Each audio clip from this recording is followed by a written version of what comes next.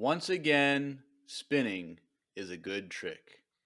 Every choice made has led to this.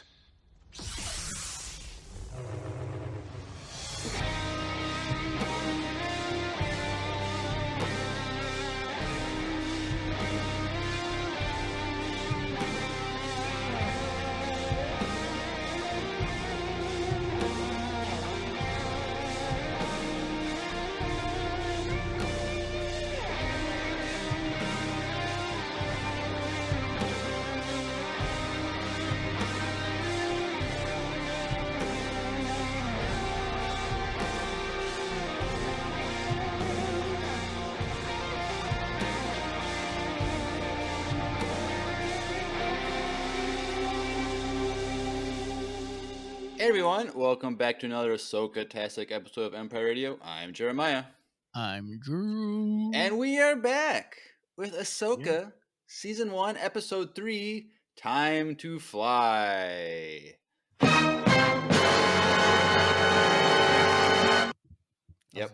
that was really loud. But yes, we're back. Another episode of Ahsoka dropped, a short one. Shorter, yeah, I guess. But honestly, it felt pretty full to me. Like it seemed a lot longer than it was. Like I was satisfied with the length. It felt like there's a lot of stuff that we got, but we'll get into that. Yeah. But before we jump in, we're gonna do probably keep reminding for at least this week and then a couple more weeks. But the VCU fan film is live on YouTube. Oh yeah. We debuted it a little over a week ago, and it's been on YouTube ever since. And so please, if you want to watch a great fan film, a movie-length fan film that the fans made, and I just glued it all together for everybody, go check it out. We've been getting a lot of views, but it could use more. And so go check that out. The Voicemail Cinematic Universe, a Star Wars fan film.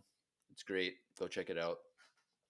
But yes, and also I should mention that due to some stupidity by some workers, my internet got cut yesterday, and I didn't have time to record a reaction video to this episode. So it was a great episode that I wanted to react to. I had some good emotional moments, but sorry. But yeah, you're like what? 1 out of 3 now. You had some technical difficulties. Yeah, first episode, my audio didn't record for some reason, and then I got episode 2, and then this one I didn't have internet, so it's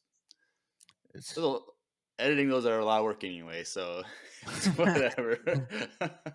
But yes, go watch his episode 2 reaction and give him motivation. But also Drew does watch parties, so you just gotta line it up the time with his video, and you can watch it with him to see his reactions. And so a little different, night, but if you want to catch those live on twitch.tv/Empire Radio, the night or the day of drop, I hung out with the chat for like an hour before. Yeah, I saw that you were, or maybe it was like almost like an hour and a half before we played some Fortnite. Maybe next week, one of you guys will play with me. Will. And yeah, it was just kind of fun to. What about Titanfall? Okay, come on. Yeah, what about this Yellow Snow? Like, where did he go? All right, Yellow Snow, you're listening to this. He jumps in right. What? Someone say Titanfall? I heard Titanfall. If Yellow Snow is listening to this, maybe next week I'll play that if he jumps in the chat. Yeah, so that's cool. Either way, just come hang out with me before the drop at 8 at my time, and then watch it right away with me. Yeah, 8 Central Standard Time, Minnesota time. So it was a lot of fun, and I think I'm going to do that next week too. Cool. Fun. Well, we might as well just jump into our discussion of this episode. But Drew, what were your overall thoughts of episode 3? I loved it. It felt like Star Wars. Yeah. Like everything about it. Like, I mean, that's kind of like, well, duh, it's Star Wars. But it felt like you were watching Star Wars. Like the training stuff in the beginning. It was very like Luke on the Millennium Falcon and A New Hope. I don't know if Jeremiah remembers that part of A New Hope, but That's the second half, so I oh, that's remember the that. second half. I always forget when the second It's half. when they leave Tatooine is when the Oh, second half. okay. It's literally like to the minute. So that's like to the minute of the second half. So you get a little bit of that feel, but way better, way more intense, and I thought it was really fun. And then you got a lot of like space battles and flying and shooting stuff out of like it just felt like Star Wars, like as purest form, but in a different way, and it worked. And then the space whales was like mind blowing, so cool, and we were No, right they're for called star whales. Okay, get it right. We get an oh, official Star whales. star Either way, though, whales. we were right for once. One of our What? predictions, the migration. Oh, the migration. Yeah. We were right. First time ever. When they said, yeah, it's like their migration with the whales. I'm like, that's literally what we like. It took us 221 episodes or whatever, but we finally got something We right, folks. literally said that. Like Andrew was like, yeah, what about migration? And we're like, yeah, that's got to be it. And then sure enough, that's what it is. So shout out to Andrew. He's not here tonight, but he called that one, and we actually called something right for once. So Well, speaking of Andrew, do you want to hear what he put in the Discord on our Discord, private Discord? I mean, I read it, but go ahead. So you loved it. So Andrew says, um, 7.5 out of 10 for me, but only because it was a tad bit slower than the first two episodes. I absolutely love the training scenes, though I'm still not sure why they're leaning into Sabine being a Jedi thing. The space flips were cool, or super cool, and also explain why fighters were barely damaging Ahsoka's ship's shields. Seemed like the blasters were weak enough to deflect it by a lightsaber, though I'm not sure why they didn't just aim at the ship and not Ahsoka. Ha ha. The flying scenes in the atmosphere were beautiful, though, and the Purrgil looked fantastic in live action. Makes me mega excited for the confrontations in the next episode. Love the turbo laser sequence too. Felt really powerful. Was beautifully done and felt really dangerous. So he had mixed feelings about it, but there was stuff that he really liked, but other stuff he just thought was still a slow episode. I I I disagree. disagree. I don't think it was okay. There were slow parts, but like it wasn't like boring. It Like didn't feel laggy. Like I feel like the second episode was a little slow. There, so, what I've noticed in these first three episodes is they like folks they stay on a scene. They don't do quick like 30-second hmm scenes. Like they have long scenes that are like 2 minutes long, 3 minutes long, where it's just one hmm thing, and it's like it's very different than what we're used to. I think Do because you think everything that has to do with being in a one room? I don't know. I was this filmed in a volume. Yeah, I haven't even really thought about it, but like because you I don't remember they started filming this as soon as Mando season 3 was wrapped. They just started filming this. right. I don't. I don't think it because like it's the volume was used for the Mandalorian, but there like it's still quick scenes. It seems like where it's always like bigger scene, like quick scenes that move fast. But here, if it's in the volume and it's still moving slow, so it's um, like I think that they're just taking their time to focus on the story hmm rather than trying to move fast. And like of course, like since we're used to going fast and getting to the point a lot of times, that's what we're expecting. And so Yeah, it's why we were like, oh, let's just get the Thrawn, let's get the Thrawn. But I think that this slower build up, focusing on just having people having discussions yeah. and stuff like, I think it really works. Well, And and we have to view it as a non diehard Star Wars fan too. You got to view it as people are learning about these characters right now. right, and I feel like even then, like people like I don't know. I haven't really talked to people that are like casual fans. I'll see it. Talk to some maybe people this weekend that at church that are more casual fans, but like I wonder what their thoughts are. But I think it's people are really confused on a lot of things, but I think they're gonna catch on to what this specific story is, hmm and so Well, like Daddy Pop said in the chat, he said my dad liked it and he doesn't watch any Star Wars. It's like it That's had cool. that feel. This episode for sure, like you could just jump. Like this is a good episode. Yeah. It felt like classic Star Wars in the sense of Well, like, it felt like a Clone Wars episode. or that, yeah. Like, I didn't think it felt slow at yeah, all, I didn't. I think it was. but it didn't feel like 37 minutes either. Like it felt like an hour. Yeah, it Like felt really long. Like, it kept going for me, and like once yeah, you get rid of the intro and the credits, it's I think it was like 32 minutes or something like that. So like, and so yeah. like I don't know. when a short episode feels long, like It's a good one thing. that can be because boring, but here I think it was because it was so well done. There was so much because they focused Mhm. on longer scenes. It felt Mhm. longer. Like I think there's only probably like 6 scenes in this whole thing, like where it Well, yeah, you cuts got to a to different think right scene. there. They were just in. You had the training, but I'm not Mhm. not saying like locations, but like just like when it cuts. So it's like they're training with the sabers, like the like Hu Yang and Sabine were training. It went to uh, Hera talking to like Mon Mothma and some senators, and then a little bit more like in the ship talking, and then the space like scene, like the whole attack, like, fight scene, and then just them on the ground. Like it, there's longer scenes. There wasn't like 20 different scenes where it's jumping back and forth and stuff. So you just get a lot more content with, I think, doing that way, in my opinion. Yeah, I don't know. I thought it was really good. I enjoyed it, and I mean, for me, the only things that maybe felt weird was that it was so like we didn't get a lot of scenes, and maybe I don't know.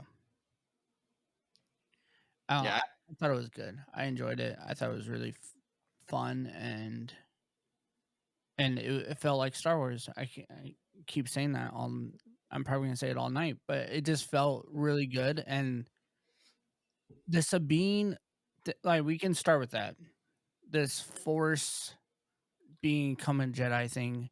I understand why people could be upset, but I think the way they're doing it is they're showing it as like Ahsoka's is training this person.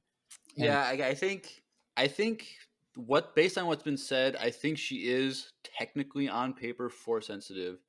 But like I said last week, like it's just very very small. Like she's like maybe similar to like Chirrut Imwe, because like he was force sensitive, but like and he worked with the Jedi because working at the temple on Jeddah, like he would have interacted with Jedi, yeah. and like he wasn't a Jedi, he didn't become a Jedi, but we know he was force sensitive, and so Mhm. he might be similar to us to Sabine in that he can use the force a little bit, but not enough to like move objects or jump high, or if he can just do it to sense people, kind of like how Ahsoka was training her at the beginning, where she was like, just focus and try and sense my movements, see where am. And I think that's what she can do. She can just learn to focus better Well, and yeah, and concentrate better with the Force's help. like I don't think Ahsoka's trying to get her to be the best Jedi. I think Ahsoka's just training her so that she can be able to be more sensitive in fighting. It almost Right. feels like. And she even said to Hu Yang, like, I don't need her to become a Jedi. I need her to be herself, Mhm. which is a Mandalorian. And so, like, And I like that Hugh Yang even brought that up. Was like, there's not a lot of Mandalorian Jedi. yeah, which we only, so we knew of We know of one, right? Tar Vizsla, the one who created the The dark dark saber. saber. We know he was the first one, but we were never told if there was a second one. So it seems like there was at least another one based on what Hu Yang said. So Yeah. that's cool. Um, And now there's with Grogu, Grogu and Sabine. So it's like it's there, but but Grogu is just like doesn't count. he's I would say he adopted. counts because he's not like He's not. Mandalorian blood, and Yeah. even Yeah. though it's a Yeah. creed, but For whatever. sure. um, It gets a little cold, clouded, cloudy a little bit. But yeah, but yeah. So I don't know. I think like I'm glad. Okay, we're saying this now. Not to say that they might go the route where the Force awakens in her or something weird, and Right. all of a sudden she can turn it on. But I even like that in that battle scene. We're kind of jumping ahead, but when they were flying and stuff, they were trying like Ahsoka was still trying to train her in this, and Yeah. then Yang was like, "Well, if we keep going like this, we're gonna die. So it's either you actually let her Be do herself. be herself and like let's just kill these people because she knows how to do this, or you let her try to play with the Force a little bit and Dude, I like would've been you're so up the mad, training." and she's like, "Where's my presets? You erased my presets." I know Like, it was I've so been so cool mad if that was me. because she was like, "I don't need presets because she has the Force," but it's just like Right. she's Um, not. I like that they didn't just all of a sudden she learned it like right, in this episode.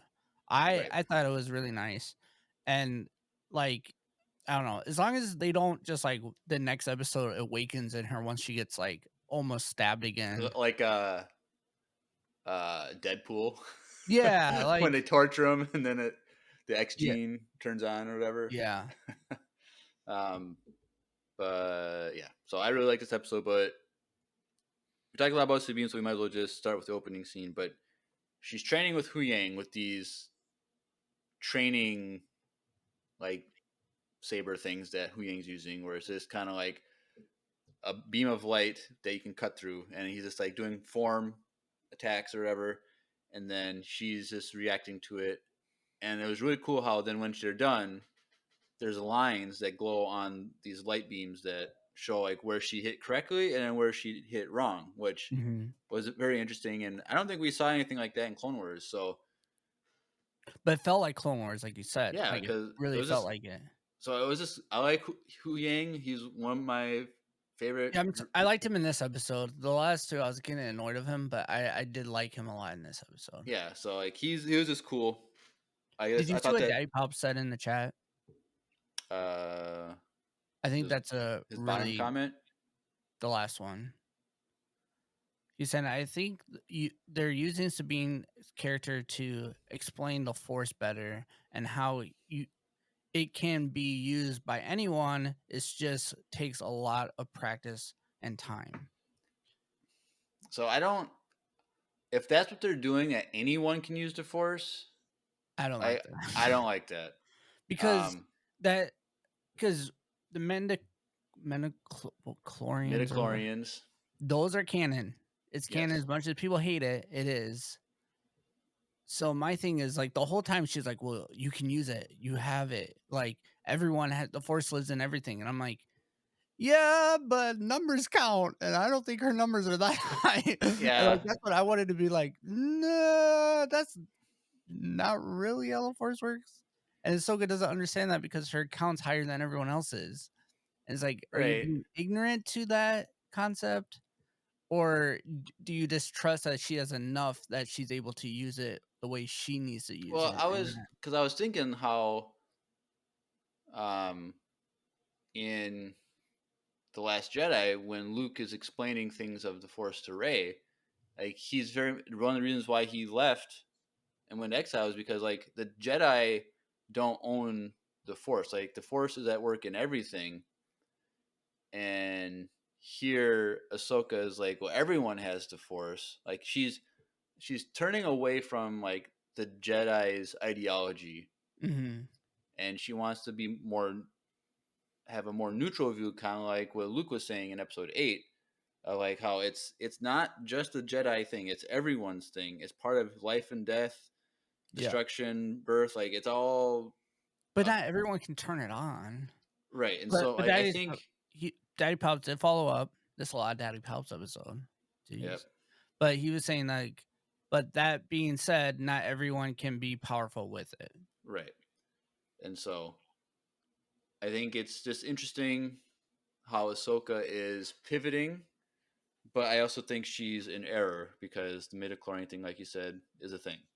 And Yeah. so, And, like, and like even Huyang, like he doesn't say that, but that's I feel like that's kind of what he's saying. Like she wouldn't have ever got picked by the Jedi Order at right, all. But Ahsoka's trying to. It almost seems like she's trying to prove the Jedi Order wrong in the sense where like, yeah, but that doesn't mean they're right. right. Like just because they wouldn't pick her doesn't mean she can't do it. And yes, as long as it doesn't like turn on like the Force Awakens in her, I'm okay with it. It just means she's a better fighter and she can flow better and stuff like that, but she's not able to force push people across the room or Do you okay with the whole force cup run. scene? Do you think she's gonna? They may. It seems like I they're setting think it up to where so. she's gonna pull a cup to herself. Do you At think? some point, Do you think maybe at the they're end of gonna the do that? season, I I think so. Which I'm like, I don't like that. I don't like that at all. But like, That's my only. I like if they keep going this route and they realize like she doesn't do that, but she's able to like fight better and stuff like that, I'm down. But if she just starts like grabbing stuff, or she's in a tight bar and her like she's in what I see what's happening is that she's gonna be in a battle and the lightsaber's gonna be across the room and she's gonna force pull the lightsaber back to herself. yeah, And we've been on a roll with predictions, and I think I just did another one, and I kind of hope I'm wrong, but I have a feeling that's what's gonna happen. because I'm still remembering like the line from the trailer where Shin and Ahsoka, which is probably next episode because they're Yeah, on I think it's the Cetos, next where episode. Shin says to Sabine, well, at least the way they cut it, Shin says to Sabine, "You have no power." So like, I'm hoping that is what, like, she has no force power. That's what I'm I'm hoping that's expecting. right, and that it's like, well, now it's awakened. But it was interesting though because when Sabine had the helmet on, face mask on, and Ahsoka was doing her thing. Like at the end, like Ahsoka said, when you get angry and frustrated, you were doing better, which Yeah, like it gives you focus, just like the dark side. Dooku said to Anakin. Was that episode 3 or was that episode Uh, 2 or whatever? When they do it, it's like your anger gives you focus. I think Dooku's the one, I think so. or was that Palpatine when he revealed himself? I don't I can't remember. remember. Chat. Which Chat, help us out. episode? Two. He said Oh, 2, so it might have been when they were dueling on uh, when he lost his arm. Geonosis. Your anger gives you focus. But whatever it was, but like that was just interesting I'm gonna how, take him now. That part. yeah, Anakin, no. All right, uh, let's go into scene by scene. We well, we keep talking kind of did a lot of that with that first thing with them fighting with the training. training thing, and when she says you got better with when you had anger and frustration, which is interesting because she did. There was times when she did sense, and then they did had some. When she was getting angry and she was like making those angry things, I'm like, oh, she's too mad. Like she's too in it. Like I literally thought about that before Ahsoka said that, and I was like, oh, jeez. Immediately she's like Ray and just has force lightning come out of her and Yeah. shocks Hu Yang. He's like, My dad what? probably says, wait, 3 question mark, bro. That's why you need to be confirmed, bro. This Yeah, is what chat is here for.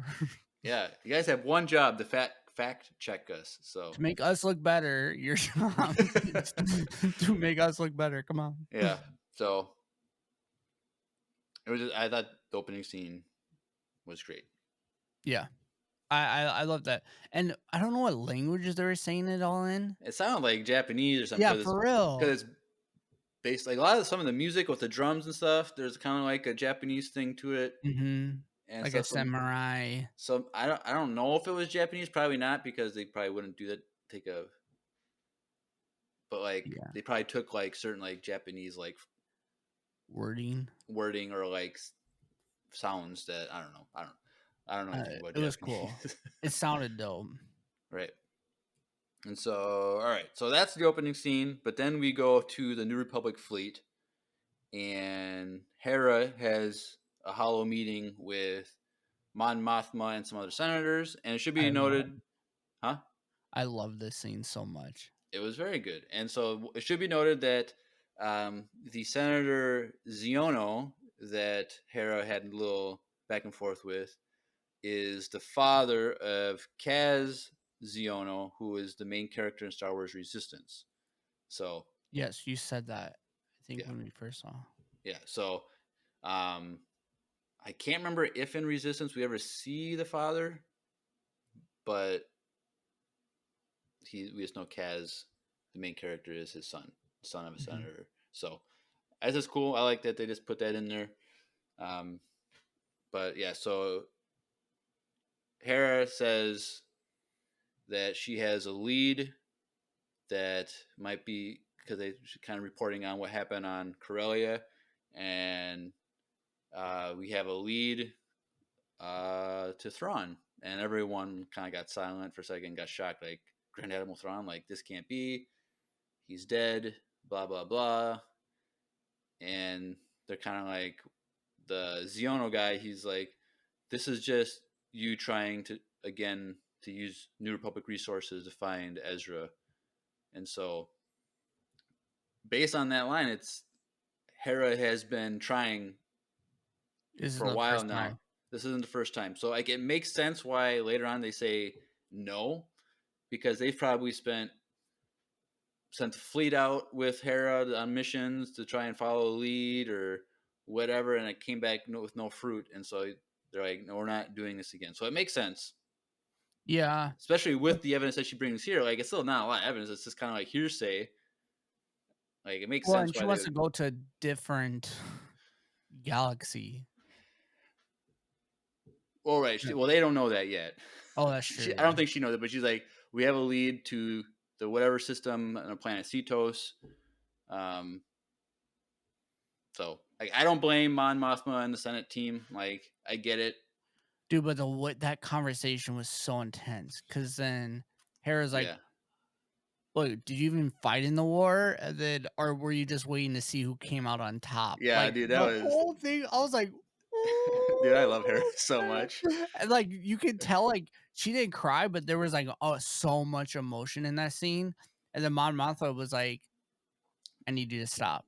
Yeah, she's Like, like Mon Mothma oh, was the so, only one there that like believed, oh yeah, yeah, not yeah. necessarily believed, but like No, I didn't think doubt she her. believed.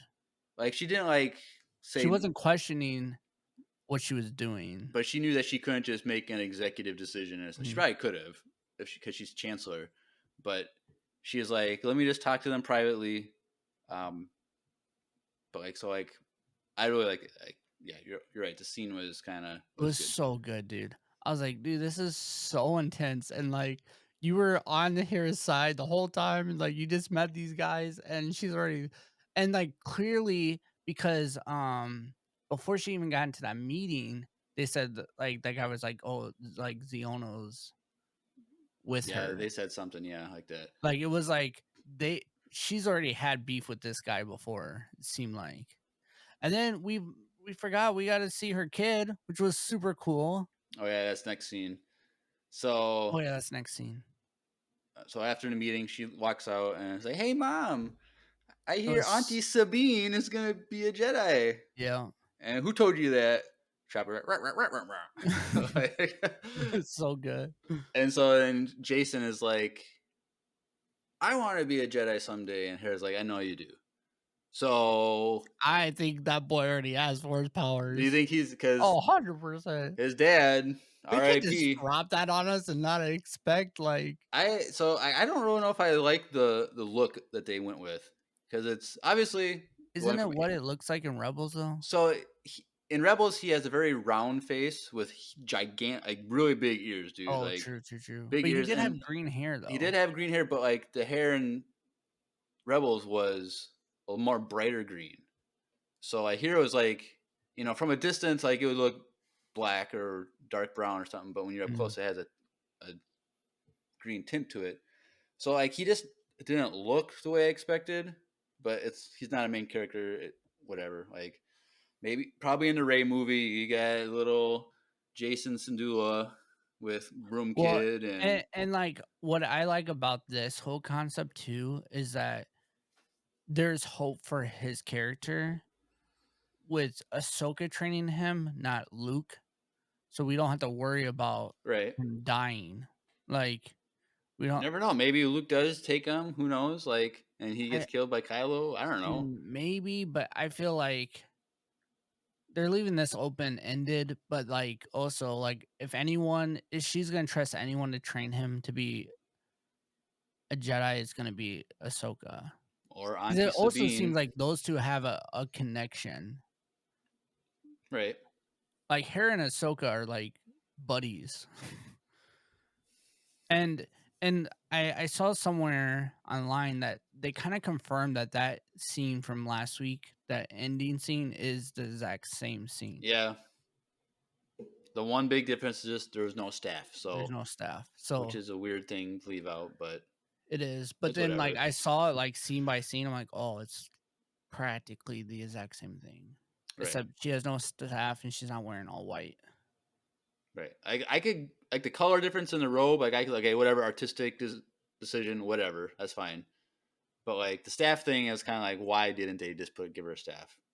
Because they probably like well we don't want to explain how she has this metal, how and why she has this metal staff. Like I was gonna say my overall question is why did she ever have a staff? Like what? yeah, I well She was Ahsoka the Wise. I think originally like during the Ahsoka episode in Mando season 2 that Beskar staff, like I think we were speculating like maybe that is the staff that she has in Rebels at the end, Mm. but They it just didn't. got rid of that whole concept. Yeah, so They got too much Lord of the Rings hate. But they're like, we'll just not play with that. yeah, so it was cool to see Jason. Do you think we're gonna see him again at all this season, or do you think it was just kind of like a one time? Here he is, I little don't know. not. It's hard to see. I think we might get him like if we get him, it's gonna be like that though. Like he's just on the ship, you The know. only other thing is like if Hera leaves to lead an attack, she like says, "All right, bye, Jason. I gotta go. Yeah, Stay with whoever." Like, one but of I the would feel young. but they have that scene, I'd be worried that oh Sabine's gonna die, and then Jason's gonna have no parents. Like, You mean dude, Hera's gonna die? who would I say? Sabine. I Oh, was like, huh? if Hera, she says Yeah, bye, that is scary. dude, that would suck if Hera died soon. And then he becomes The villain in the Ray he would movie. have to he would have to be the villain in the Ray movie. That'd uh, be actually kind of cool though. him and Grogu are the villains together. Like, I'd be down. yeah, that'd be cool. But yeah, so I don't know. It was cool to see Jason. I was when they said it in the meeting, like, "Where's Jason?" Oh, he's messing around with Chop Summon. You're like, okay, we're probably gonna get a quick little minute scene with him just to see him. So because we knew we were gonna see him anyway because of the toy Yeah, he was in thing. a Lego drop of the ghost. Yeah. So then after that, it jumps back to Sabine and Ahsoka. This is kind of where they have a discussion about the Force and like Ahsoka is like everyone has a Force, but it takes a lot of talent and training and focus. And Sabine's like, oh, I don't feel the Force, so it's like that kind of puts a doubt on us. Kind of like, oh, is she not Force sensitive because she doesn't feel the Force? Like it's all kind of ambiguous, which I hope they keep it like that. But um, seems like Sabine is on board to like she says I'm gonna give it my all this time, and but she's like has her doubts just because like Hu Ying says she kind of sucks. um, but Ahsoka just says start small, like don't try and you know uh uh like in Force Unleashed when Star Killer moves the Star Destroyer with the Force, like don't think you're gonna do that your first time Yeah. out.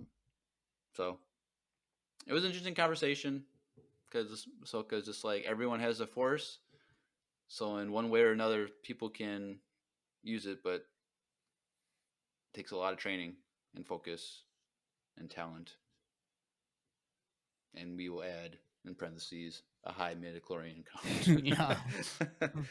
um, so then right after this, Ahsoka walks into the cockpit with Hu Yang, and like Hu Yang's all about tradition and kind of like the Jedi had all these protocols for 1,000 years and it worked just fine. And so like, well, they ended with all their traditions. Hmm.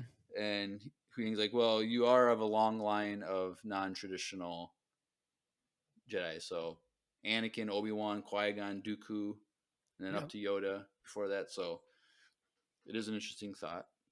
And so Of course, Ahsoka's And gonna. all the non-traditional Jedi survived. Well, no. Dooku got beheaded. Qui Okay. Gon got stabbed in the Besides chest. Qui-Gon and Dooku. But I'm saying, like, out of the Order 66, their odds Anakin, are higher. Anakin, Obi-Wan, Ahsoka, Yeah. And Yoda. and Yoda. Yeah. So Dooku died by the hands of Anakin. yeah. It's a little different. And he got his hands cut off, and then he got beheaded. So Yeah. And apparently only one person is able to get stabbed in the chest and not survive. yeah. R.I.P. Qui-Gon. Yeah. And so The Grand Inquisitor. I saw like a picture and it was like the Grand Inquisitor didn't even die like that. It's like Grand Inquisitor, Reva, yep, it was a picture of Sabine. all of them. There's a And few then other it's just like whatever they put. Qui-Gon sitting there like, seriously? Like me? Like what? Yeah. Funny stuff. And so then right after this, Hera gets on the hollow call and says, "Sorry, they said no, so you're on your own." And so then during this, comms get scrambled because they entered in whatever system they said they're in, and so then they jump out or they leave hyperspace early so they can get a better look around before they jump into something they don't want to be in. And so, see, if they didn't get attacked by starfighters right after what they should have done, to sit and focus and plan out what they Why wanted to she was do. focusing on the cup. Yeah, they could have had a cup of Wesley Andrews coffee and or tea to help them focus and plan out a strategy and analyze the situation. And so it's interesting that Wesley Andrews happens to be our sponsor for today's episode. So if you like coffee and or tea, check out Wesley Andrews coffee and tea. Hey everyone, Andrew here. I'm pleased to tell you that the sponsor of today's episode is Wesley Andrews Coffee and Tea. If you don't know anything about Wesley Andrews, you definitely should. They're an award-winning coffee roaster and shop in Minneapolis, Minnesota, and they make fantastic coffee. The awesome thing is that whether you live in the Twin Cities or not, you can get their coffee beans delivered straight to your door by ordering them online. They even have a subscription service that ensures you never run out of amazing coffee. If you've been looking for some new coffee to try or a way to elevate your normal coffee routine, now's your chance. Head over to wesleyandrews.cc, use the code Empire Radio, that's with a capital E and a capital R with no space at checkout, to get 15% off your first purchase of any bags of coffee or a coffee subscription. I can't think of a better deal. Get 15% off some great coffee, support a small business, and support your favorite Star Wars podcast. In the words of Emperor Palpatine, do it.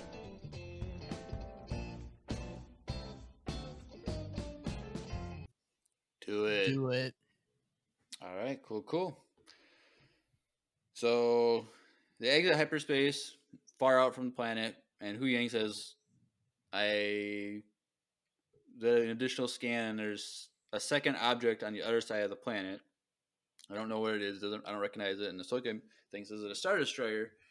And he's like, no, it's different. I don't recognize it. And then immediately 6 starfighters come in to attack, which were they just kind of waiting back behind there, knowing that's where I the think probably as hyperspace. soon as they realized that the comms, like, they scrambled their comms, I wonder if they were listening and then they started scrambling their comms. I don't know. But those ships were so dope. Really?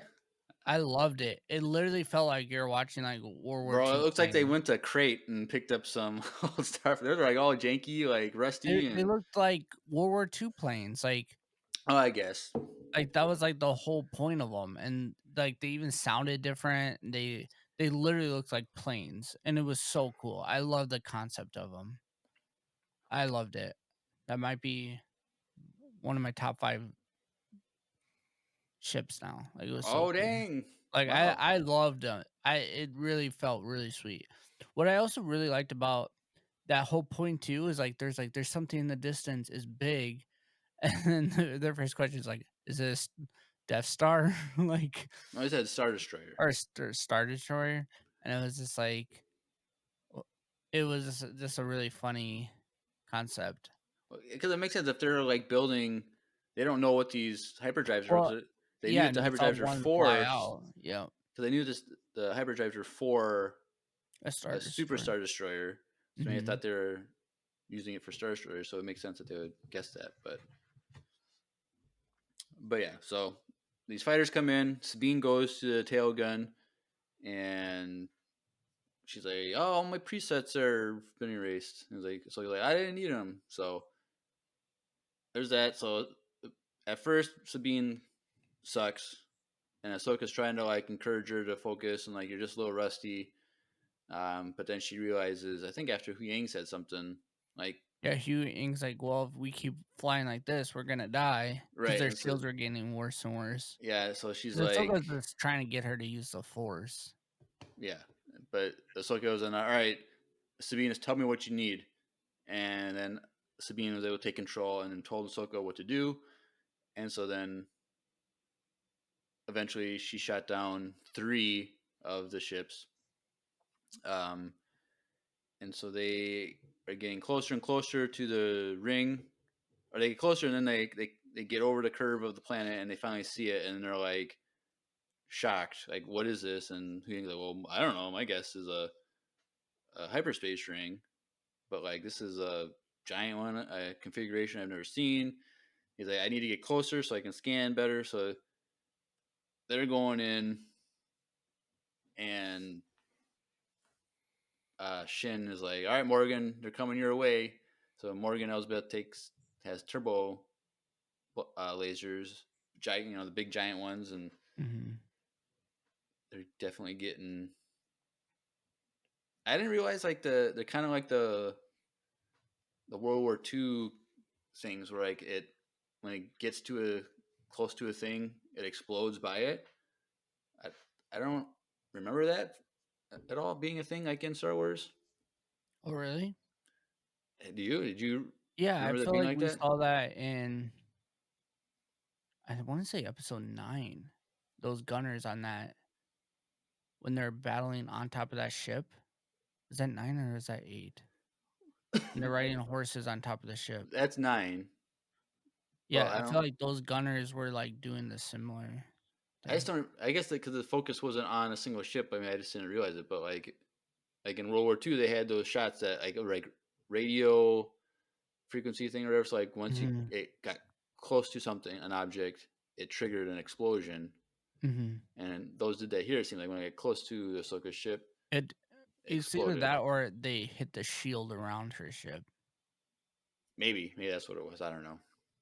Either way, it was cool. Yeah, so they were going in. Ahsoka was spinning a Dude, that little was bit. so sweet. Her ship is so cool because they just kept Yeah, spinning, which is a cool trick, and they just kept ducking and diving and getting closer and closer and closer so that he could read it.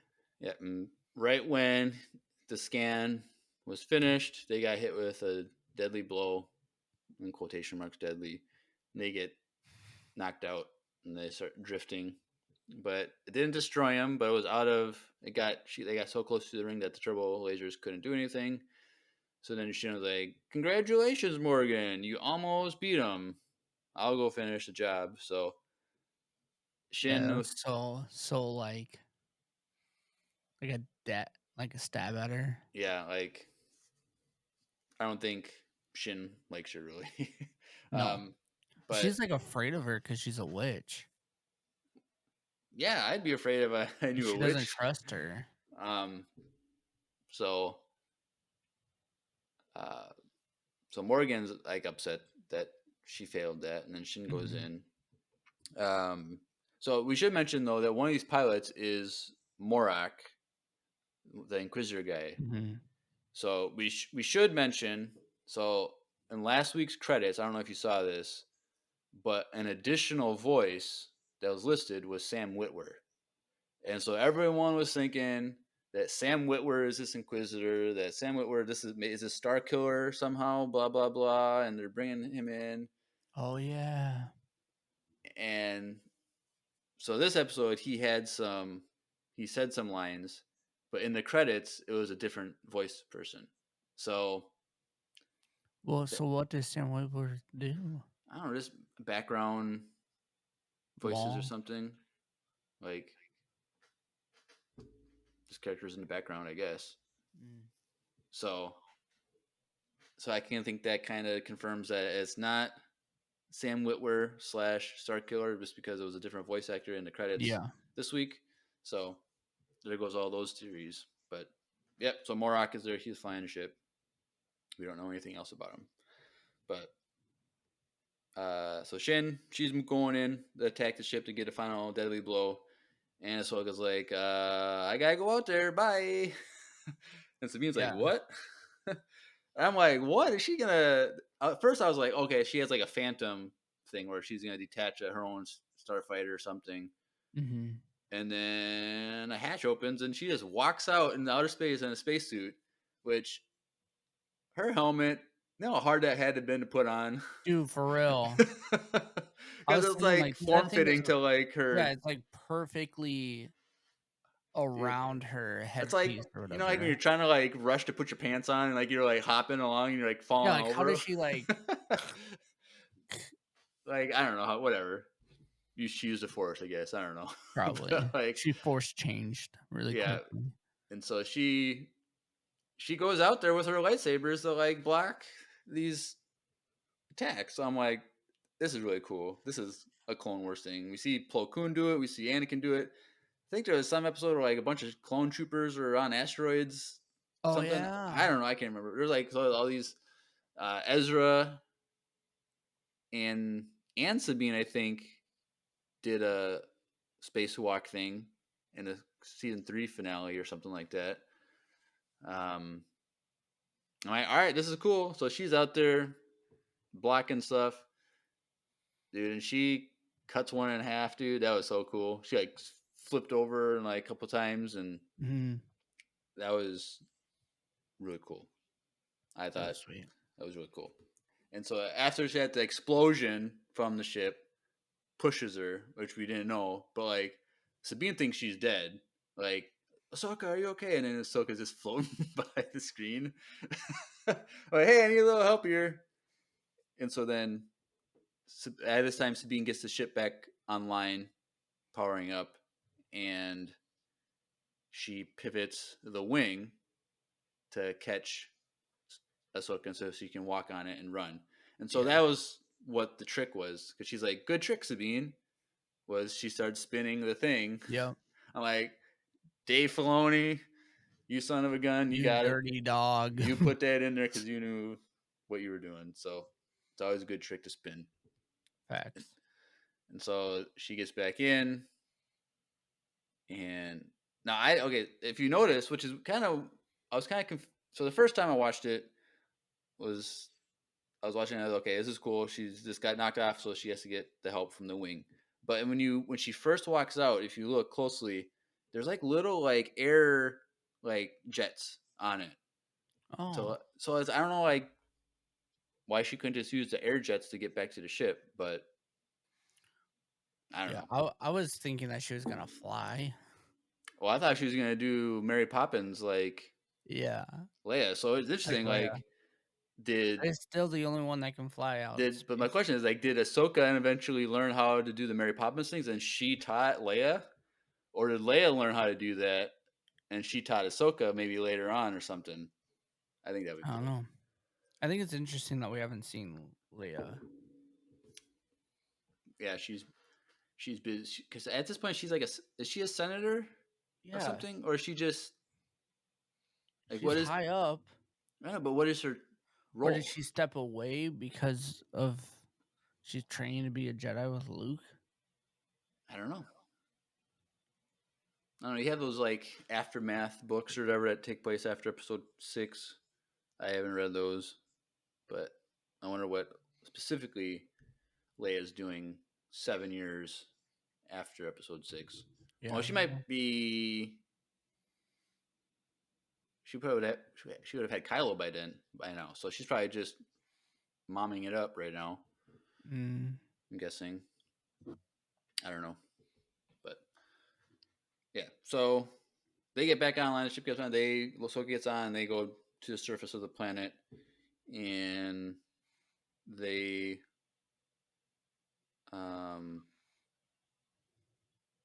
go through the clouds while they're being chased. And then what do? We run into some Purrgil. So cool. Dude, it was so cool to see those in live action, close Mhm. up. Like they're way bigger here than they were ever in. Yeah. I guess they really get some really big ones because they attach themselves to the Star Destroyer, so there's some giant ones. But I feel like most of them were not this big, so it was cool seeing them, how big they were. There was a lot of them. Like how fast Mhm. those ships are going, how many they're passing. There had been like dozens of. And it was so cool because they're like diving in between them and stuff like that, and Yeah, it was great seeing them. So it's just it like was cool. um, I'm just excited to see how Ahsoka and Sabine utilize it. 'Cause I feel like Ahsoka's gonna like try and like commune with a whale. But hey, can you bring us to Ezra? Yeah. Like, Something's gonna happen like that, and like I said in the beginning of the episode, like we predicted that like it's a migration pattern with them. So right now that they're there, we're gonna see them migrate, and now, I but th- do you think that maybe Sabine and Ahsoka will sneak on to the hyperspace ring? no, I think they're gonna ride a whale. I think I they're think gonna one of ride the a whales whale. are gonna take her ship. Maybe. I don't think we're gonna see much of Hera after this. Or Sabine would go with them too, obviously. Yeah, it'd probably just be. I guess it really depends on how this next battle goes. But we know from the trailer and what we saw of Thrawn that he's on the hyperspace ring. Yes. He's on that ship. Spoilers if you don't watch the trailer. So that being said, we know that somehow they end up leaving. Right. But how does Ahsoka and them get there? Because they do not have the power to get there in that ship. And like they would have to go make the trip because I'm assuming next episode they're gonna get the hyperspace ring online and they're gonna go. Hmm. And so And I don't even know if the whole Jedi and them are gonna go. I think it's just gonna be Morgan's gonna leave them behind. okay, so here's multiple people have had this theory about Balin that I think is very accurate. And so Here we go. um so the last episode Shin is like, well, what happens when we find Thrawn? And his thing is power like you could never imagine or whatever like that. And people are like, well, what does that mean? Blah blah blah. Well, if you remember from Rebels finale, the ship, the Chimera that Thrawn is on, they rebuilt that the temple from Lothal, like the entrance into the world between worlds. Hmm. And so a lot of people are saying Balin knows that that temple rebuild is in the Chimera, and he wants to use that as an entry point into the world between worlds. And that's the Oh, power that he's seeking. And that's cool. so, like, there's the one of the first like leaked rumors was that we're going to see the world between worlds in this show, Well, yeah.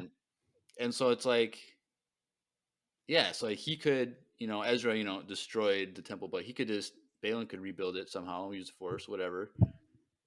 But I think that's interesting, like Balin's, because I'm like, I don't trust Balin. Like he's doing something else. Like he has his own agenda that we're not aware of, and I think that's what he's doing. I think he, Yeah, it's definitely a different agenda than Morgan's. right, Like they're separate. Like there's a separate even when like the Padawan, like she does not like Morgan. Like she doesn't want to deal with Morgan. Like there's something there that's different. yeah. I So, like that concept. That's cool. I really hope that's what they do with the world between worlds. Like if that is how they bring it in, that's how they're gonna do it is with that temple section. And so, yeah, Yeah. I don't know, but like I said, I think Balin has his own agenda that he hasn't revealed to Morgan. So Mm-hmm. we'll have to see how that plays out. But anyway, Sabine finds an opening to get through the Purgo and go down, and they go down, land, turn off their power, turn off Hu Yang, and Uh, we forgot to mention that in the battle, Hu Yang gets shocked and battery shuts down, yeah, and that's then he right wakes when back up he after. finishes scan, Yeah, finished the scan of the ring when they got blown by the turbo blaster or turbo lasers or whatever. So they wait for the ships to fly by, and all right, I think they're gone. They power back up. Hu Yang gives his analysis of the hyperspace ring and say it's has 7 hyperdrives, and the last one is currently being installed. Um, and then he says, they're like, oh, the Purgo that we just saw, space whales, and they're like, oh, the Jedi Archives talked about how they know of intergalactic travel, and these uh, star whales known as Purgo have migration patterns between them. Like, so the Jedi knew about the whales specifically. They mentioned that Paradia was known by um, Padawan kids to tell kind of like fairy tale stuff. So like it's starting to all come true about these fairy tales and what the Jedi had in archives about these whales. And so that's just more hope for Sabine and Ahsoka, because Sabine's like, the last time I saw these Purgo was when I last saw Ezra. So that's like hope for both of them. Like, yeah, we're and she following was good like leads. kind of in shock when they were flying around them. Like she was like, "Wow," and it was Yeah. more of like the last. Yeah, it was more of like reminiscing about Ezra. Yeah. So I think it's really cool that they're now hopeful, because they're like, what was it? Last week they're like, well, we got nothing. Like, we got no leads. Like, because they lost the map. And now, like, they're kind of hopeful again, because every step that they keep moving, they're getting more and more hope. So, I I really think that Ezra is still the Inquisitor. you still think that? I do, How did he and get back from this the is other why galaxy? he got back, and he probably just riding the wells somehow. Yeah. Like it makes sense, and he would be the one to tell Morgan that Thrawn's still back there, and that they need a hyperspace ring to bring the ship back. Maybe. And like, why do we have these two characters in a random? Like, it doesn't make any sense. Like, we have a I don't Jedi know. and a Padawan that are kind of evil, and a Inquisitor. Like, why? And he's just there, and they don't really explain it, and which to me it makes it seem like he's not going to reveal himself until he sees Sabine. Like, He hasn't seen Sabine yet, but he he's hasn't seen fought Sabine, Ahsoka though. So but it's different. I know, but It's like, like Anakin also fought Ahsoka, or Vader did, and he woke up. right. You know what I mean? Like, it'd be like he fought Ahsoka, sure, but then when he sees Sabine, he might actually wake up. Maybe. Because Ezra, like, if you guys don't know, Ezra has always been battling between both sides. He's That is always true. been tempted. Because And if he became full, if he was like, the only way I can get back is like, I got to dive into this dark side. He dived into the dark side and was able to figure out a way to get back with the whales. It makes sense for him to be the one to tell Morgan to start these rumors that Thrawn's still out there. right. And because he's so corrupted with the dark side and everything, he doesn't know that, like, he does not realizing what he's doing. Possibly. Like, I don't know. It just makes sense, because I'm like, why do we have this dude? And like throughout out the whole space battle, we saw him. What's the jet or the Shin, Padawan Shin? We knew those two aren't gonna die. Like right? the entire gunfight, like we're like, oh, these two aren't dying. But why are we getting this Inquisitor for no reason? And Ahsoka, I think what's also weird is that Ahsoka didn't mention this Inquisitor at all. Like she wasn't like I don't know. surprised there is this Inquisitor. Like maybe this whole time she knows that that's Ezra too. She just doesn't want to tell Sabine, and that's why. No, because she's like, we're trying to find That's Ezra. true. Yeah, you're right. You're right. Forgot about that part. I don't know. I think This is weird to me. I don't know. I just don't think. I don't know. I think Ezra is still stuck in the other galaxy with Thrawn. I can see it Like, both ways. I can because like see that. if they just went to the unknown regions, like, and that's where they went, because that's where we thought they were gonna go, then yeah, Ezra could just easily just take his own ship and come back. But because Well, it's an intergalactic thing, well, my thing is that the way that Ahsoka and them are going to be able to go unless they sneak on the ship, which I don't really see that being a thing. I think these walls are going to take their ship. I think it's very possible that's how the Inquisitor came. I don't know. I don't know. Maybe we'll see next week. Hopefully, I think at the end of the day, I think this Inquisitor guy is just gonna be a faceless character, and we're never gonna get any answers to who he is. He's just a nobody. That's okay Maybe he's too. just a leftover Inquisitor that survived. And just no one wants to say the word Inquisitor. Like, I don't. Well, they may say the word if they do like a reveal, it'll just be he's just the Inquisitor that survived. He's I saw that people were saying that it could be what's his name from Jedi Fallen Order. Cal Kestis. Yeah. I haven't played the second game, so I don't know if he's evil or what his fate is. But I haven't played it either. people are still trying to say Barriss Offee. I'm like, as much as I want to see Barriss Offee, this is not Barriss No. Offee. Yeah. But I still think we need to get a story about her. But Yeah. who knows? Yes. So It's just a Grand Inquisitor. He just never died. he didn't get a body. He just fell into the flames and whatever. You need a body. But anyway, let me tell you, this last scene, Balin just standing there with the wind blowing, his cape flowing. Dude, this guy is so cool. Oh man, I think he might turn good, dude. He probably will. I think he wants to like. He didn't want to kill Ahsoka. He doesn't That was want to the kill last thing he Ahsoka wanted to because he's do. so nostalgic about the Jedi. Part of me wants to say he wants to use the world between worlds to like fix the Clone Bring back Wars, the Jedi Order. like go back in time and stop the Clone Wars from happening, Oh, that's cool. or concept. go way back in time to like the High Republic time or something.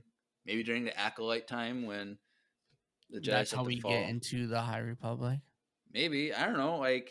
Through But Balin's anyway, eyes. dude, him standing there, dude, he just looks so cool. Like, Yeah. I don't know, he's just dude. I Ray agree. Stevenson, dude, R.I.P. It's so sad that we lost him already. I just wonder, like, is his story? Did they plan for him to be in season 2 or in the future works, or like, is his story gonna be kind of end? I don't know. with It's this kind of show? hard to tell. Like if they ended up killing him off in this season, was that a before situation or is that Well, there would after? be no way they could fix it because he just died a few months ago. Like, there's no way True. they could do reshoots or rework the story because he's so like part of like the main story. But like, I just want him. I just want a show of him. Yeah. Just the way he looks, dude.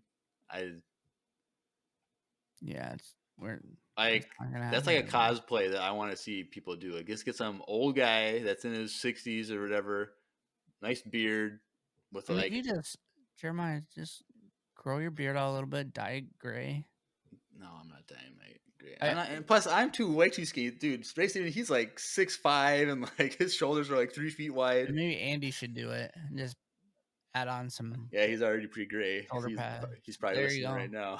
Yeah, Andy, if you're listening, it's not shade. It's just you could do it. There's I no don't shade. Maybe we'll have your actually- dad do it. Your dad could do it. My dad's too short. He's only like 6 foot.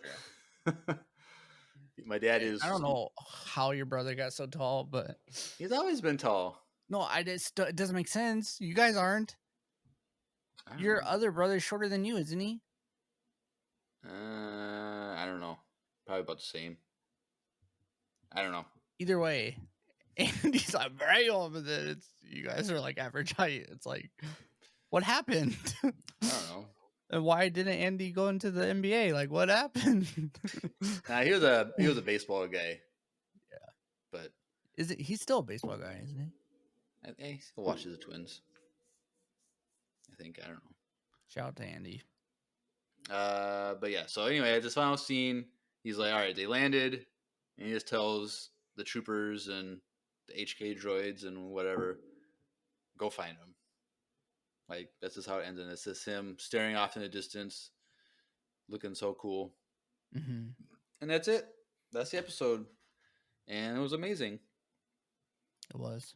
I feel like we're gonna get more episodes that are gonna be better than this one too. So, I think next week, because like when we got there, like in the beginning of this episode, like I was like, oh, this is the fight scene. No, it wasn't, but it was still so well done that like I didn't really feel like we are cut short. Like right, it was still really well done, and like I understand. Like I saw somewhere like if the Wells weren't in this episode wouldn't be as good. like what? And I'm like, there's so many good parts in it. Now the Wells though was like really good icing on the cake though. Like Right.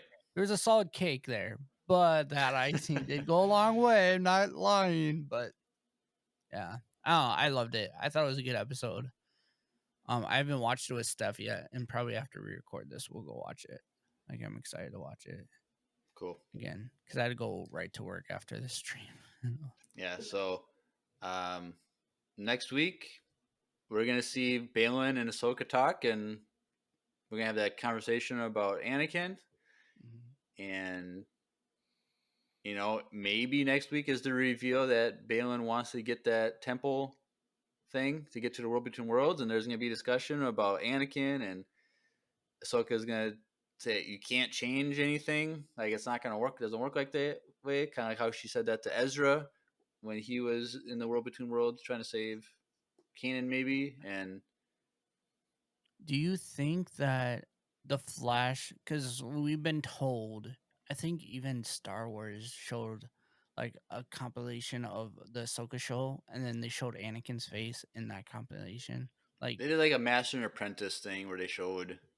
And I think there's one teaser thing that had like Anakin's voice in it, of like just like a line from. Like we know we're movie. gonna get him. Do you think it's gonna be a flashback though? Like a dream? I almost thought we were gonna get it in this episode because Ahsoka was like thinking in her head and stuff.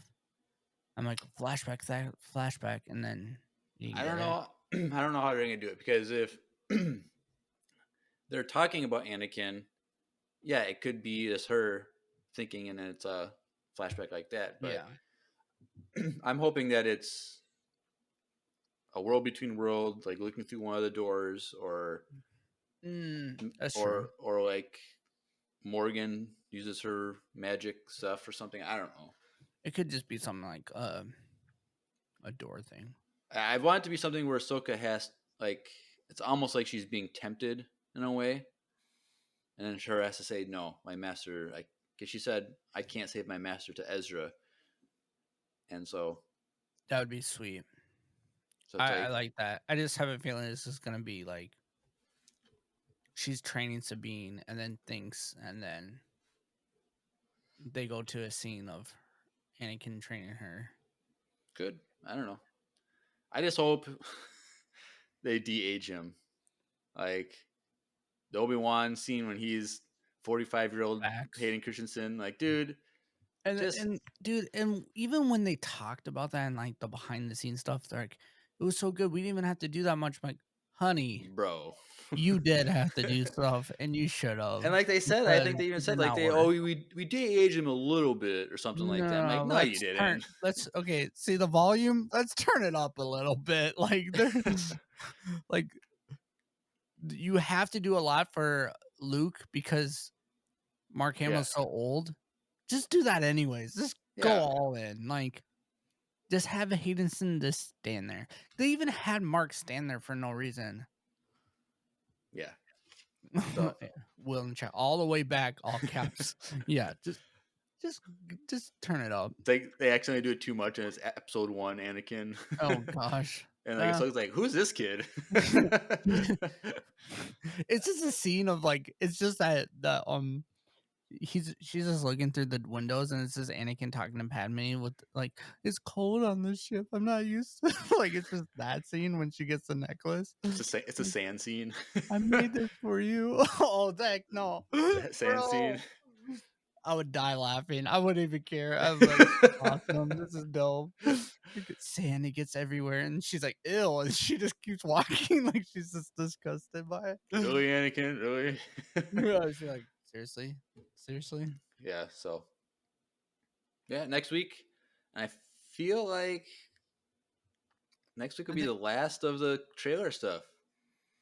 I don't know if there's anything else. Oh no, we still got Thrawn stuff. Well, that says the back of his head and then one face shot. Like, that's not really anything, really. True. Yeah.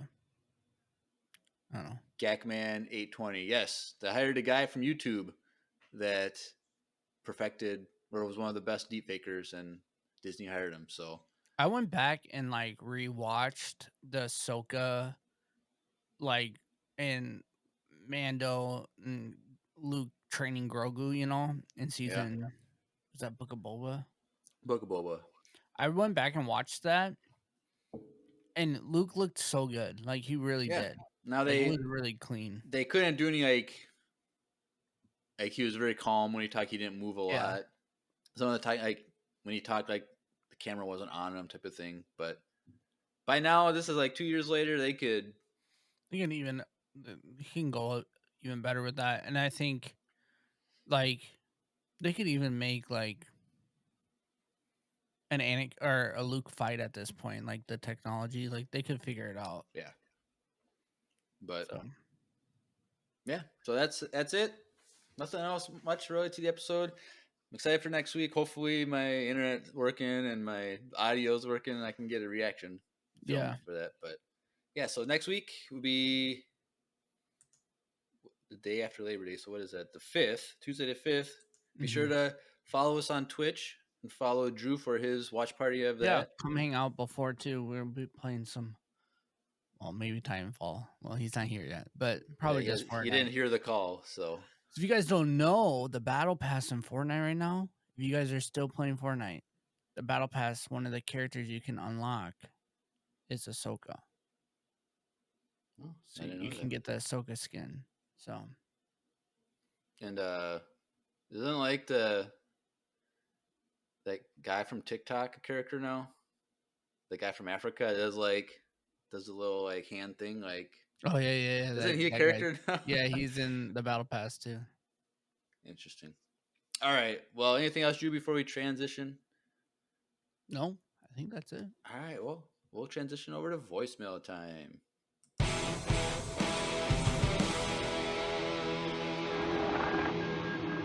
It's voicemail time. All right. Cool. So we love all of our voicemails that get sent, but we have a special one tonight, and that'll be number 2 that we listen to. But get hyped for it. People in the chat, don't spoil it for Drew because I posted in the Discord who sent one in. I think I know who it is. I may or may not have read emails earlier this week. Was it in an email? I don't know. I don't know. But first one up from our good friend Brady, and so this is voicemail is in response to last week's first 2 episodes of Ahsoka. So let's take a listen.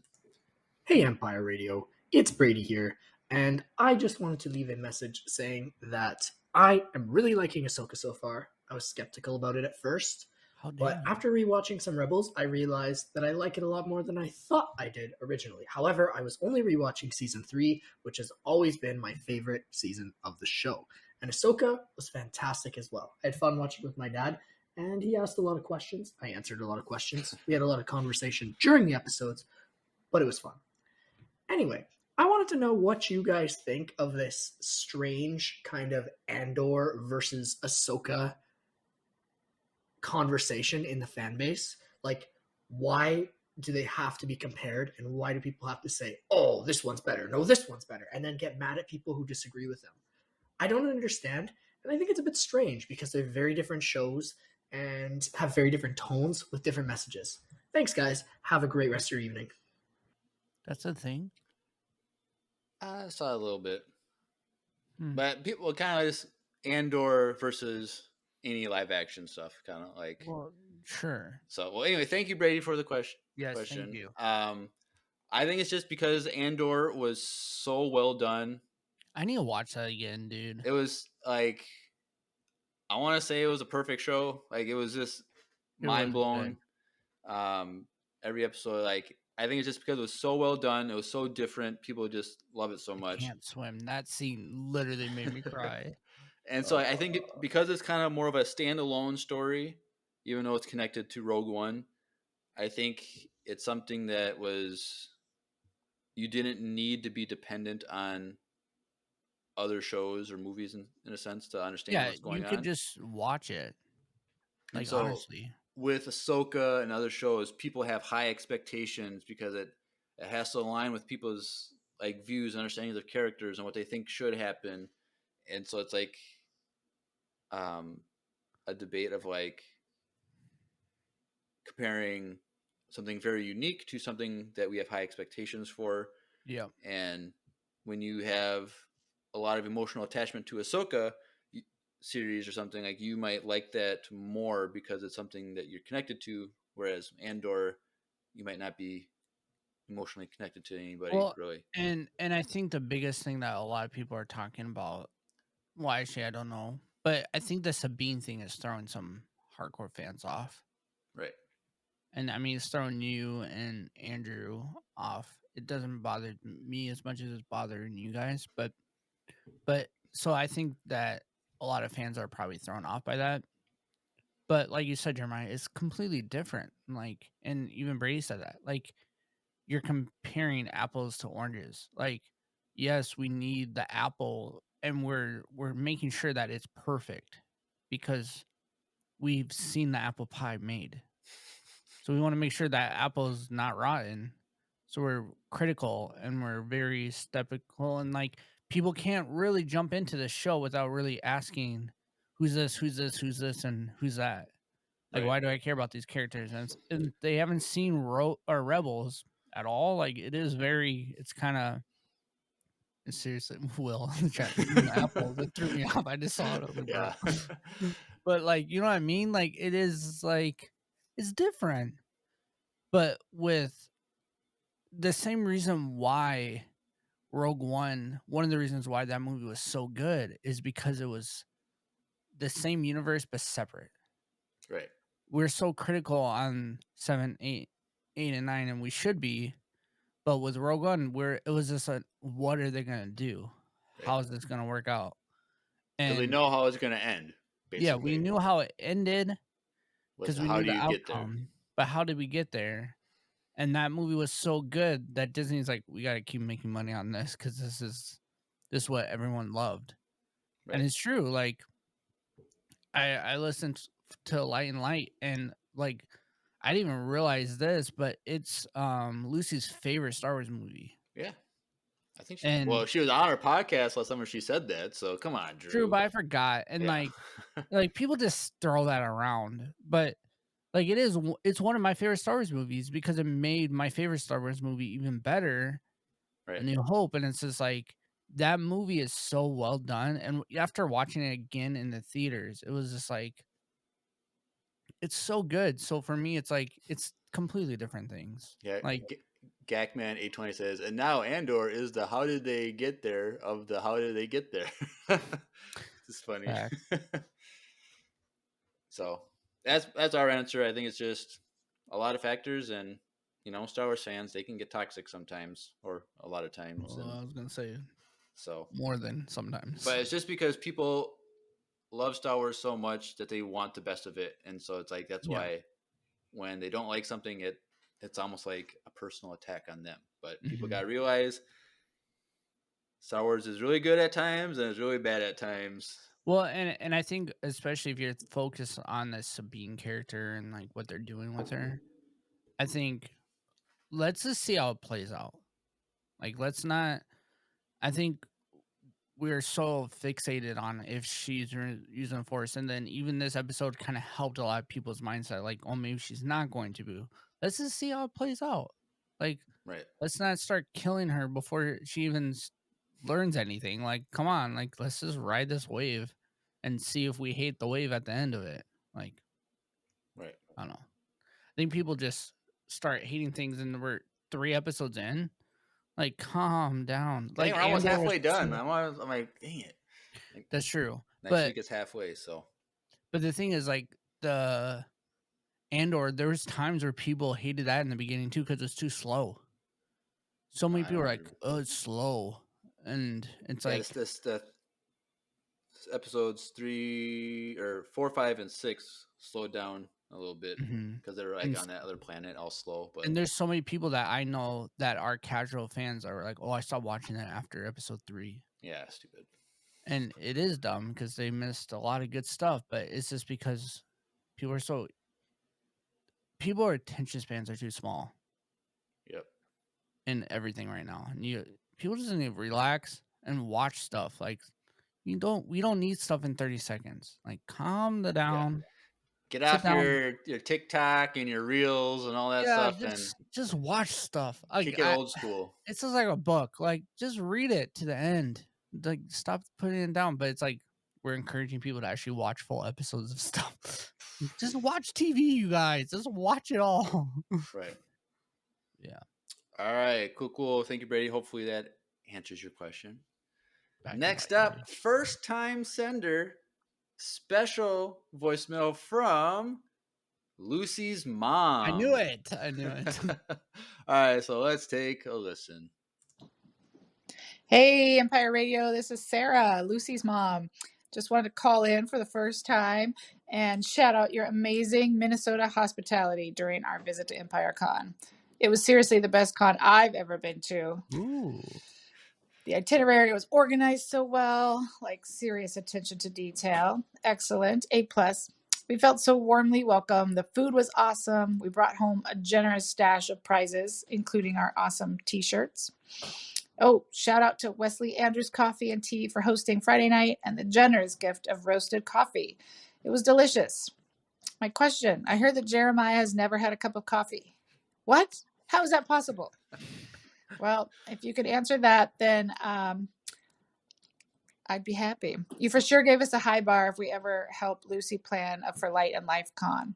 Oh, shout out to the mom crew, Jessica, Stephanie, and Molly. Thanks again. Cheers. All right, cool. Cool. Thank you, Sarah, for that. Dude, that's pretty crazy because if you guys don't know, she's been to Star Wars Celebration. But the celebration count as a con, though? Yes, what Because the con isn't in the name of it, though. So okay, no. So maybe this is their only con she's ever been to. So technically, it's her best. I think she's counting Celebration because they said Celebration was cool, but they got lucky. And like after realizing that not everyone can go to panels and it's hard to get in, so yeah. But yes, and Lucy, when I posted in Discord that we were getting a thing from Lucy's mom. Lucy's like, yeah, I made her edit what she said. Like she had her mom rewrite stuff, so it would be better. That's so fun. She would, dude. Answer that question, Jeremiah. So I've thought a lot about how I wanted to answer this because I was like, I could give a simple answer or I could give like a really deep, like controversial answer. So I'm going to try and be in the middle and not go too controversial. But so well, I should say when I was like a little kid, like kindergarten age or whatever, like my mom would like leave her like half cup of coffee like on the table or whatever and it'd be cold and I'd go up and like sneak sips out of it. So like I've had that in a sense, but I never like a hot cup of coffee. One, I don't really like hot beverages. So like coffee, tea, hot chocolate, I don't really have any issues. Like maybe once a winter I'll have a cup of hot chocolate or something like in What about January. cider? Huh? Cider? Hot cider? No, I hate hot cider, dude. I tried it when I was a kid. Like I tried to do it like during Cider's like Christmas time. We'd make it like you put the red hots in it or whatever, Mhm. and like I just I wasn't really a fan of it. I gave it a good roll like every year for like Christmas time, like for like till I was like probably 10 or 12 or something. Like I would do it, but I just lost interest. And then we just stopped making it, whatever. But like so, like hot beverages is not a thing that I am a fan of. Um, Also, I haven't been a caffeine person for a long time. So like I think in sometime in college time, like I kind of started to not drink as much caffeine. So like I would only get caffeine on like pop or soda as everyone else calls it, but Yeah, it's pop. Don't it's even. pop. But and so like I remember in college I started decreasing caffeine, and then in 2017 like I stopped drinking pop altogether, so I haven't had caffeine since 2017. Um, Which is but like pop is not good for you, so that's good. it's all that sugar, and then the carbonation is bad on your teeth, and I had one reason I stopped drinking pop was because I started getting stomach issues in 2017, and my GI specialist was like, you should probably stop drinking pop. So I kind of slowly stopped drinking pop for that also. Um, but here's the thing. The thing about caffeine is the more you learn about caffeine, like the Okay. more unhealthy it is for the human body. Like it's bad. Like Mm, the more you learn about it, it's like really bad for your body, for your sleep, like it's mm, in general, and all this stuff. And like the drink to have caffeine work at its best, like you have to like do certain things. Like you gotta first work out in the morning, and you gotta wait an hour and a half after you wake up to even drink coffee. If you don't do it that way, then the caffeine attaches itself to whatever chemicals in your body, and it makes you crash, and it's all this crazy stuff. So it's just complicated just to make caffeine work. And so, like, I'm not a fan of people putting in quotation like drugs in their system to like change themselves. Like obviously like medicine is one thing, but like caffeine, alcohol, other recreational things, nicotine, all that stuff. Like, I just don't really believe in that kind of stuff to like you're alter. really selling this ad that we're. Yeah, drink. That's can't juice, but that's just me. Like, I just don't want to be like so Yeah, many people are dependent on caffeine. Like I am they 100% like dependent on it. in order to be normal, Yep. you have to be at caffeine. Well, like my philosophy is if you can just, I know it's not easy, but like if you just get a good night's rest, a good whatever hours, like that's what works for you because everybody's different. But if you just sleep well and take care, eat healthy and stuff, like you're gonna have enough energy to get through the day. Now I have a bad back, so I don't ever sleep well. So like I was I'm gonna say, crashing every. you know how much caffeine would probably help your back, as But in like like you wouldn't be as. yeah, so like I just don't want to be dependent on in quotations a drug Yeah. to like be No, normal or to caffeine's get a drug. yeah, It's and a like drug. it's and It's you can addicting. it as they say after if you cold turkey caffeine like stop doing caffeine for like 3 days, like your body is over it, but like then it's just the mental like No, I used to do a thing when I was like a barista where I had to drink caffeine a lot. I would go I would try to do caffeine cuts, and one of my other employees, he would do it with me where we would just cut out caffeine because he was way worse than me. Like he would drink like shots at night at like 10 o'clock at night. He would be drinking shots of espresso. Like he was way worse than me. And like I could like I've never so for me it's like one shot of espresso, I'm good all day. Like that's fine with me. But if I had more than one, then I start shaking. Like literally like I'll start shaking and I get super hungry. Some people act differently towards coffee and caffeine where they don't get hungry. It actually is it suppresses hunger. for me, it does the opposite. Where if I had too much, I literally am starving. Like I feel like I'm gonna die and pass out. Dang, bro. It's rough. So I don't drink espresso that much. And with that though, like I've noticed, I mean, even for instance, this last weekend we went to the fair and Stephanie we didn't have coffee that morning. I'm good, like I can survive for a while, but Stephanie was literally cranky and angry because we didn't get coffee yet. And it was like 11 o'clock or 12 o'clock. She's like way more addicted to it than I am. I feel Is she like okay with you telling her the internet about she'll be this? fine. Because I told her this. I was like, girl, if you are this dependent on caffeine, you're like moody. Like you should probably start cutting back a little bit. But she also does matcha and like she has a lot of caffeine through her system. So when she wasn't having her typical routine, it kind of affected her more than it. I was noticing. I'm like, girl, we don't need caffeine that much. But Right. yeah, but yeah, it is an addicting thing. So I understand why. That's why I haven't really pushed you to that. But I think a nice tea, No, you might like like it. a cup of tea compared to a cup of normal coffee. Like what would be percent less is So tea?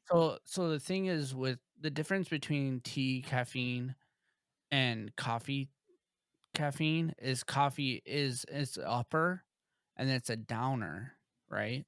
When it Mhm. runs off, you're like you crash, right? With tea, it hits you different. It's more like almost like a high where you're just like chill. It gives you energy, but it doesn't like overstimulate you at all, and you just feel calm. So Like that we why like do, some people like drink tea at night because helps them yeah. sleep or something, even though it has caffeine in it. There's certain teas that work better for that. Okay.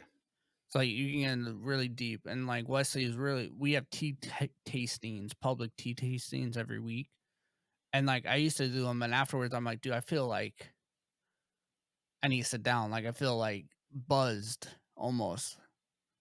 Like almost like if I Right. drank too much alcohol. Like it's a different that's if you have a lot of tea.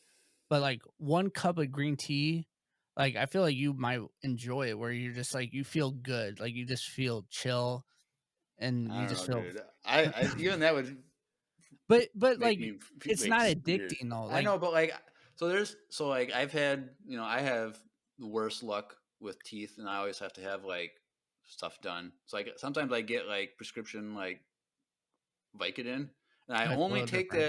I only take that at night when I sleep because I know Vicodin can make you loopy or whatever. But there's times when I take Vicodin and I wake up in the middle of the night and I'm like having like an out of body experience, and like I Cuz hate that. you don't take any drugs, so your body is I that's know, like was that's it's not a bad thing. but I It's just like with Stephanie, like if she has a migraine, it has to get really bad, and then she'll take Tylenol, and it like works instantly. And for me, I'm like, dude, I have to pop like 2 Tylenol, and like it doesn't do anything to me at all. Like I don't ever feel it. So it's a good thing to have where you're not affected by that stuff. But yeah, it's everything in moderation, and I think people forget that caffeine is a drug, it is. and everyone's dependent on it because it's And that's not, I don't think that's necessarily good. No judgment on people who drink coffee or no, stuff, I bro. think It's just it's like, a good habit to have to quit caffeine for like a month and let it actually rework. Like if you're like you quit it cold turkey, like for me, I can't never like literally my job is to drink coffee. Like I literally can't not drink it, right. but I like to do cutoffs where like I go cold turkey for a little bit and then slowly drink a little bit. Like when I would do that as a barista, like I would quit cold turkey and then I would have 1 cup, and then I would be back on 1 cup a day instead of having three. Because it get to the point where I would have like 3 or 4. But once you have a kid, bro, it actually works. Because before me, like before, I'd be like, oh, coffee doesn't do anything to me. I don't notice it. Like it's whatever. But once you have a kid and you're tired and exhausted, 1 cup of coffee does actually you can actually feel the difference. Right. But yeah, So, I think what you're doing is fine, Jeremiah. But a nice cup of tea one day, I think it would be kind of cool. All right. Well, in conclusion, don't do drugs, kids. Yeah, true. Facts. That's facts. All right. Well, thank you, Sarah. It was a joy hearing from you. Don't be afraid to send another one in just for fun. Yeah, maybe So- someone without Lucy's permission. Or, Tim. Where's Tim? Tim, we'd love to hear one from you. Maybe Henry could send one in. So get the whole Lucy family on board. So thanks again. It was great meeting you. You're awesome. And yes, for Light and Life Con, get it done. Yep. Joe and I will do everything we can. Lucy, I did listen to your Empire Radio breakdown, and Jeremiah sent in a couple of voicemails, and you forgot to remind me because I would have sent in one too. Well, you can still do it yourself. I know anytime I need you to. want. But go listen to Light and Life. For Light and Life podcast, Lucy's podcast. It's great. And speaking of that, this weekend, so on this coming Sunday, the first episode of Lucy and Addie's VCU sequel story for that one. So I don't know for sure, but I think it's chapter 1. It is that, but I think Lucy might be doing like separate episodes too that she's gonna be posting too. So she might be doing 2 a week. So she'll have a VCU novel story, and then there's like a normal episode that she would do. So 2 episodes. I think that's what she said. So, but what we didn't mention is that she did a full Empire Con interview podcast episode. Yeah. And so if you guys want to hear who is Darth Vader, like, I think that's Tim. Was that Tim? Your dad? I don't know. Because there was someone like had like it was like it went through a filter or something. I was like, it was Daddy Pops. No, because I thought he was. No, I can't remember. I don't know. I don't know. But Miles was there. Miles was interviewed. She interviewed Miles, so you guys can hear. It was so funny. So go check that out. All right. So for Light and Life Con, Lucy's novel, all that stuff. Go check it out. I'm getting so much pressure on this con. Yeah. But speaking of Lucy, let's listen to a voicemail from Lucy herself. So let's take a listen. Hi, everyone. It's Lucy. First of all, thank you so much, Drew and Jeremiah, for organizing Empire Con and making it such a special time for all of us.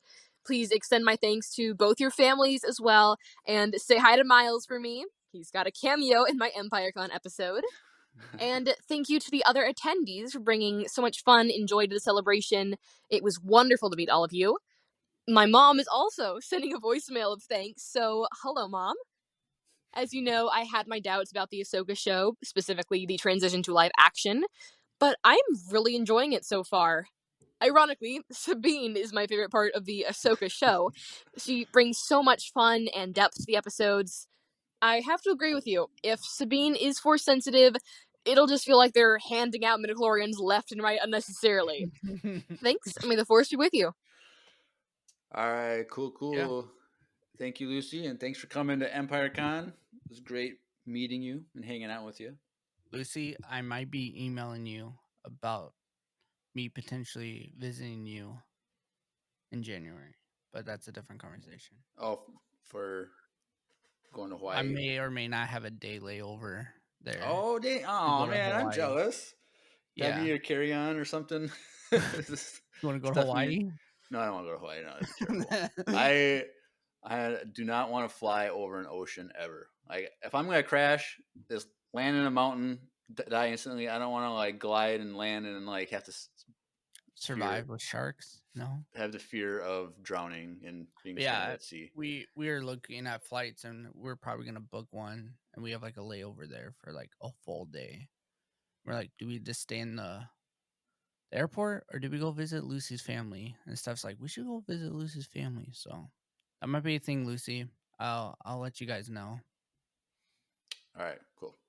Does she have a question? No, she was just saying that she doesn't want them to pass on midichlorians left and right. All right. Thank you, Lucy. And next up, last one of the night from the guy, the man, the person y'all love, Daddy Palps, an OG. Oh. Hey guys, Daddy Palps here. aka DP, aka Darth Daddy. All right. I just wanted to say that I have an idea for you guys. What do you guys think about doing your reactions or live viewing parties or whatever you want to call it with the both of you? I think that would be a cool idea. I know you guys have some scheduling conflicts, but I just thought it would be really cool to watch both of you guys react at the same time. All right. May the force be with you, and I might be able to get on the chat tonight. I will see you guys later. Bye. All right. Thank you, Daddy Pelps. Alrighty. So you were here. I don't know. he if was you here at the said- beginning. I haven't seen him in a while. But yeah, so he wants us to do watch parties / reactions together. Well, It'd be that's fun, but it would be hard we could do watch parties easily in because you person. do the watch invite thing. Yeah, but he wants us in the same room, though, I think. Oh, that would be So harder. now, back You would in the have to day come during over. the OG Mandalorian podcast, Yeah, we used to watch them together. watch them together, then right after go talk about it. We I'm trying to think back to when we watched it. I remember the first episode with the Grogu like reveal, like we all freaked out, and then the biggest reaction, the finale, the Darksaber reveal. yes, Dude, I still remember. I was at your house. When that came out, I jumped up. We were clapping, we were screaming. All right, bro, we gotta watch. We just watch it once and then record, and we were like, no, we gotta watch this again. Yeah. But that was cool. So I don't know. Someday, maybe when I win that $500 million podcast or Powerball, we can Why do don't we just a maybe we'll do studio. it for the finale or something? Well, you'll just have to get another mic for me. And have 2 cameras set up, my reaction, yours. Dude, it's so complicated, dude. Reaction videos are hard to do. Reaction videos are hard, but we could easily do watch, watch parties party. where we at right now together. We could. So I don't know, maybe. Thanks for the idea. It's a lot of work, but we could figure it out. Maybe we'll see. Don't get your hopes up, but maybe be pleasantly surprised. Who knows? Yeah, sure. Maybe if we know the finale's gonna be Thrawn, maybe we get Andrew to do it with us too.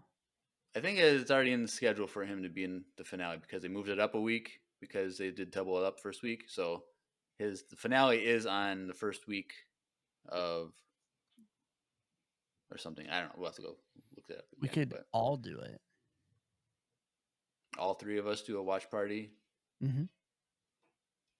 And then you can just have your reaction at the same time and just record it afterwards. Maybe. We'll see. We'll see.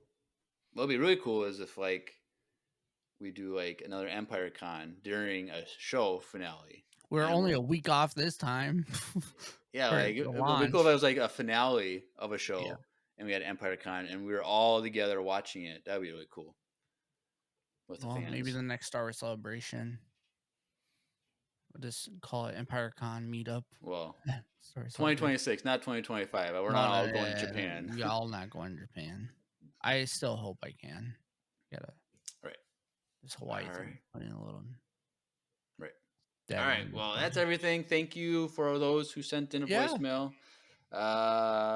We'll go over some social media and get out of here. So, if you want to get connected to Empire Radio, if you're new, in the description, there's a links.co/Empire Radio, links spelled with 2 I's. It's a landing page for everything: Instagram, Facebook, YouTube, Twitch, fan email. Leave a voicemail if you want. Click that link. A link for join the Discord. Join the Discord. It's a lot of fun. We're also part of the Needlessly Nerdy Entertainment Network. So that's a website that has other podcasts and articles and all kinds of nerdy stuff. So go check that out if you like nerdy content. And yeah, I think that's everything. So follow us on everywhere. Go join Twitch because, like we said earlier, Drew does watch parties and stuff, and he goes live on there. So go check that out. And then on YouTube, we have these podcast episodes as well on there, and we do our live stream for the podcast too on Twitch. So go check everything out. Follow us on everything. We're kind of knocking on the door on 500 subscribers on True. YouTube. So every week it's going up. So go over there. So I know there's a lot of you listeners, especially so OGs.